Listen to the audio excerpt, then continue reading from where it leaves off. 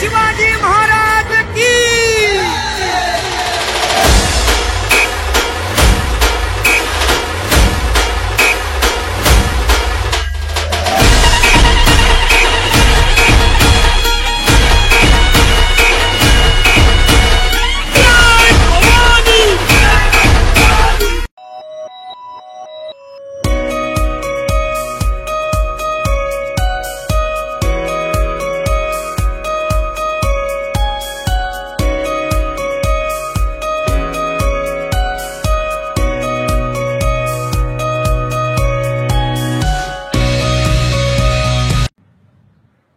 नमस्कार मित्रांनो, नवीन व्हिडिओमध्ये पुन्हा एकदा सर्वांचे स्वागत करतो। आज आम्ही चाललो आहोत गोरखगडला। सो आपली व्हिडिओ शेवटपर्यंत नक्की बघा आणि आपल्या चॅनलवरती नवीन असाल तर सबस्क्राईब करायला विसरू नका। नमस्कार, मी परब या यूट्यूब चॅनलवरती सर्वांचे स्वागत आहे। मित्रांनो, आज आम्ही निघालो आहोत गोरखगडच्या दिशेने आणि आम्ही आमच्या ट्रेकची सुरुवात करत आहोत खोपिवली या गावामधून। गोरखगडला येण्यासाठी तसे दहेरी गावात देखील जाऊ शकतो, पण आम्ही आमचा ट्रेक करत आहोत खोपिवली। खोपिवली येतं देहरीच्या पुढे 1 किलोमीटर अंतरावरती। इथून तुम्ही गोरखगडच्या मागच्या बाजूने तुमच्या ट्रेकची सुरुवात करू शकता।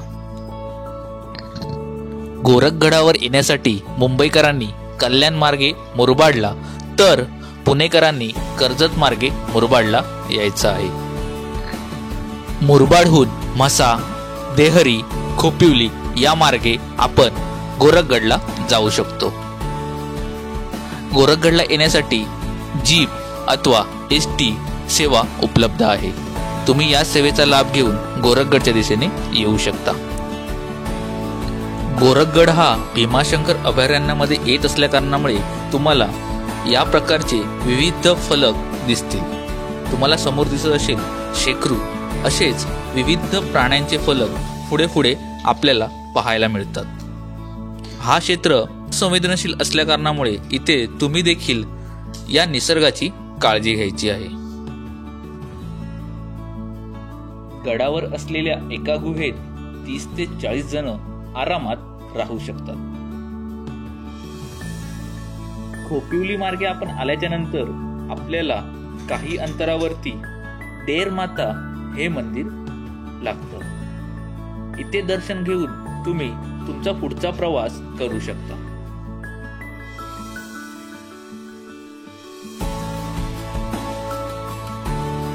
गडाच्या दिशेने जात असताना आपल्याला आपल्या नजरेस सुंदर अशी सह्याद्रीची पर्वतरांग नजरेस पडते। हे दृश्य अगदी विलोभनीय असते। खोपिवली या गावातून मळलेल्या पायवाट गोरखगडावर जातात। या मार्गाने गड गाठण्यास 2 ते 2.5 तास लागतात। खोपिवली गावातील काही शेतकरी त्यांची गुरढोरं इथे चरण्यासाठी आणलेली असतात।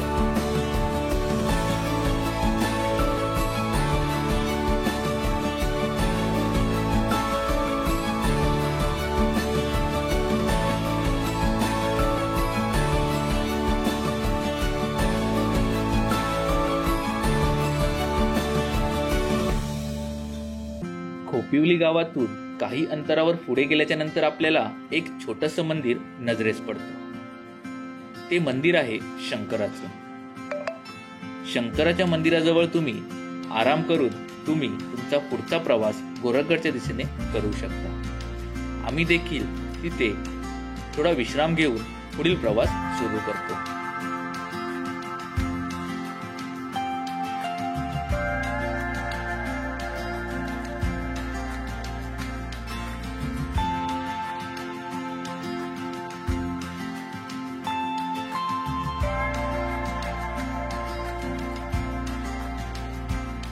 मंदिराकडून गोरखगडच्या दिशेने जात असताना समोर मच्छिंद्रगड नजरेस पडतो। याच वाटेने आपल्याला पुढे गोरखगडच्या दिशेने जायचं आहे। आता आपण पोचलो आहोत तो परिसर आहे डेर माता मंदिरचा परिसर। इथे आपण दर्शन घेऊन पुढील प्रवासाला जाणार आहोत।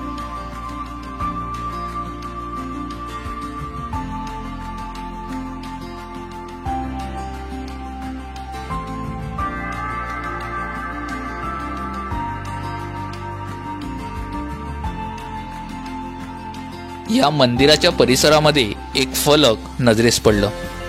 त्यावरती अतिशय सुरग असं मजकूर लिहिलेला होता.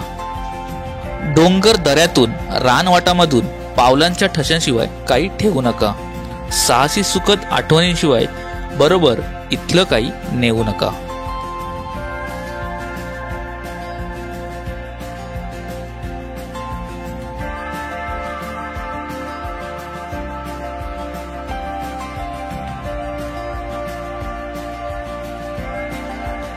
देवीचं दर्शन घेऊन पुढे आम्ही गोरखगडच्या दिशेने निघालो.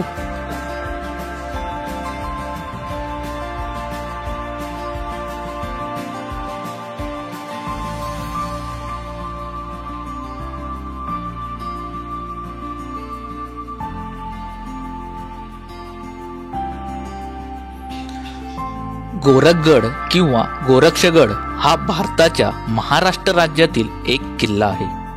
किल्ल्याचे नाव हे नाथ संप्रदायातील गोरखनाथ यांच्या नावावरून गोरखगड असे ठेवण्यात आले आहे. ठाणे जिल्ह्यातील मुरबाड तालुक्यात गोरक्षगड आहे. म्हसा या गावाजवळ असलेले मच्छिंद्रगड आणि गोरक्षगड हे जोडकिल्ले आहेत. 2135 फूट उंची असलेल्या गोरखगडाची निर्मिती प्रामुख्याने घाटवाटांवर लक्ष ठेवण्यासाठी केली गेली होती असे मानले जाते.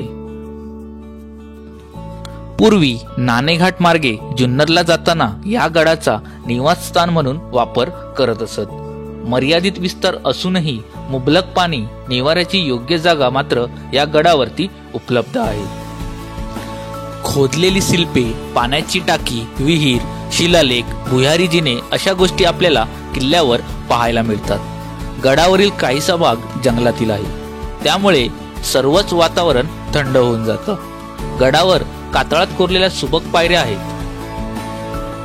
सभोवताल परिसर हा निसर्ग संपन्न दऱ्या आणि शिखरे याचा आनंद या किल्ल्यावर अनुभवता येतो.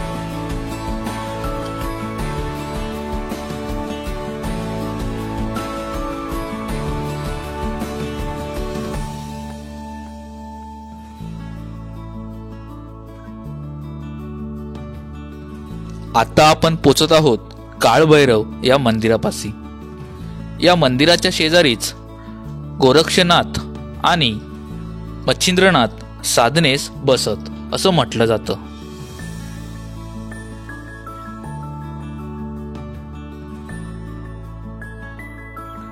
हे समोर जे पाट दिसत आहेत, येथे मच्छिंद्रनाथ आणि गोरक्षनाथ साधनेसाठी बसत असं म्हटलं जाई. याच्या शेजारीच काळभैरव यांचं मंदिर आहे. इथे आम्ही दर्शन घेतले आणि आमचा पुढचा प्रवास गोरखगडाच्या दिशेने सुरू ठेवला.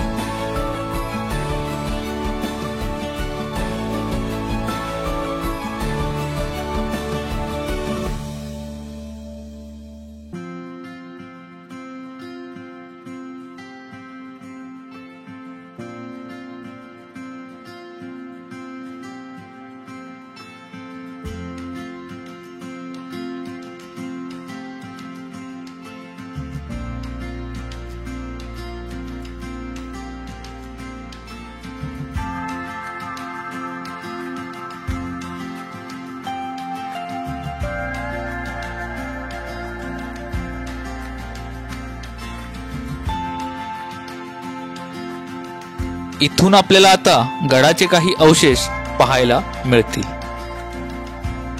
याच रस्त्याने आता पुढे आपल्याला गोरखगडच्या दिशेने जायचं आहे. हे तुम्ही पाहू शकता, जे वृक्ष आलं आहे ते खालीच गोरखगडचे काही अवशेष होते.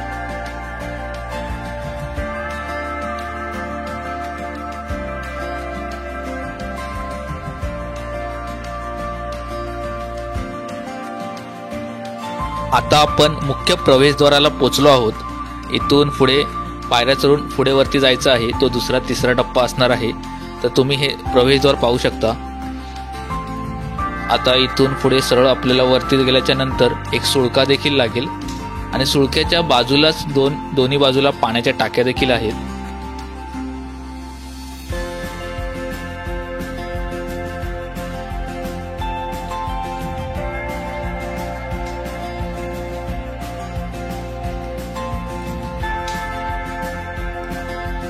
समोर बघा कसा परिसर, सह्याद्री।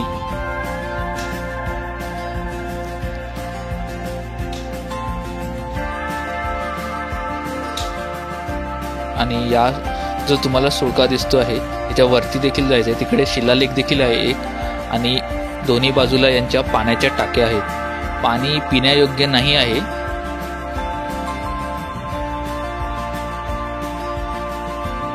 आता आपण गुहेच्या दिशेने पुढे जाणार आहोत। तुम्हाला मी सुरुवातीला जसं सांगितलं की जर तुम्ही इथे राहण्यासाठी येत असाल, एखादा दिवस स्टे करण्यासाठी येत असाल, तर इथे गुहा उपलब्ध आहे। त्या गुहेमध्ये तुम्ही राहू शकता। याच मार्गाने पुढे गुहेच्या दिशेने आपल्याला जायचं आहे।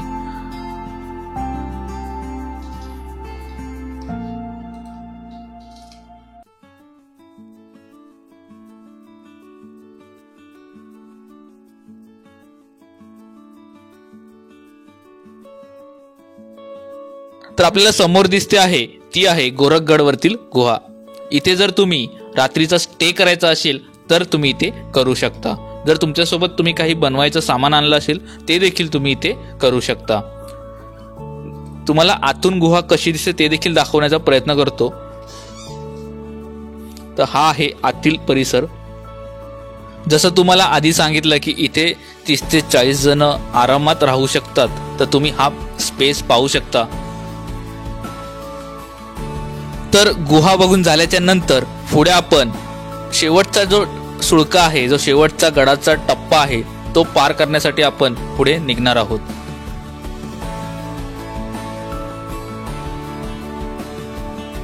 तर हा आहे शेवटचा टप्पा। तुम्ही त्याचा अँगल बघू शकता, 85 डिग्री असा सरळ वाटतोय।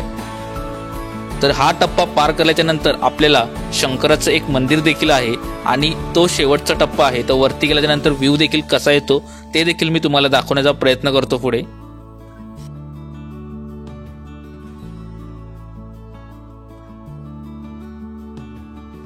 तर हा आपण अंतिम टप्प्यामध्ये आलो आहोत आणि तुम्हाला समोर मंदिर दिसत आहे, तर ते आहे शंकराचं मंदिर।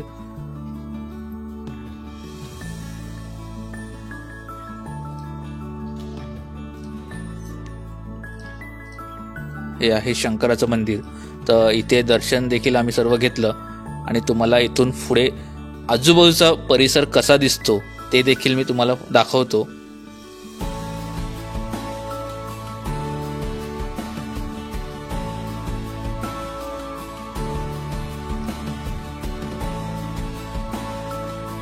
आजूबाजूला पसरलेली सह्याद्रीची पर्वतरांग ही देखील इथे नजरेस पडते।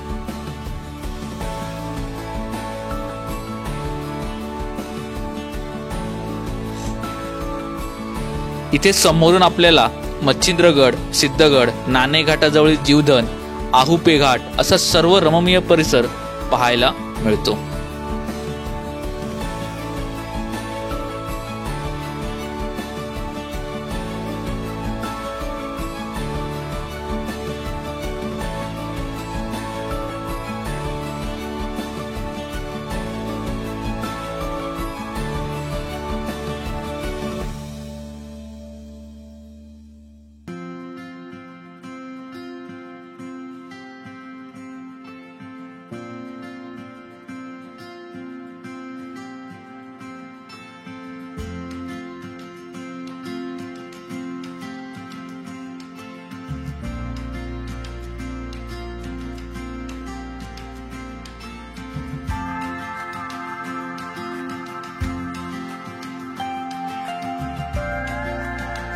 गोरखगडावरील वरचा सुळका उतरताना थोडी काळजी घ्यावी लागते। ज्याप्रमाणे आपण चढत आलो आहे तो सुळका, त्याचप्रमाणे आपल्याला खालच्या दिशेने उतरत जावे लागते।